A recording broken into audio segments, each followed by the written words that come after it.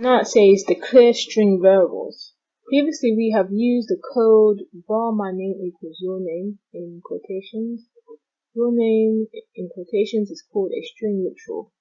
It is a string because it is a series of 0 or more characters enclosed in single or double quotes.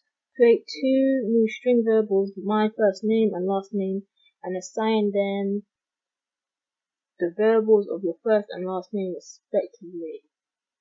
So it says create two new string variables. So let's do it. Var equals, no, let's name it first. My first name using camel case equals, and then my first name, let's say, is Bob. Yeah. Picking a first name. I'm gonna randomly pick a name. Let's say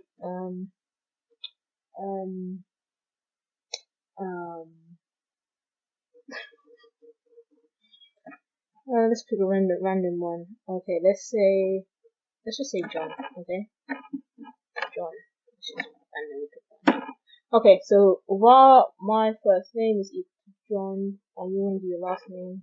Don't know why it took me so long to think of a name, but okay.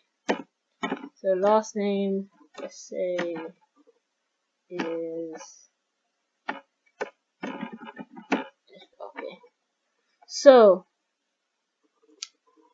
var my first name John, var last name Israel.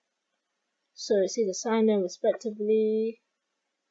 Use strings. We've done that. Let's test it. Done. Okay.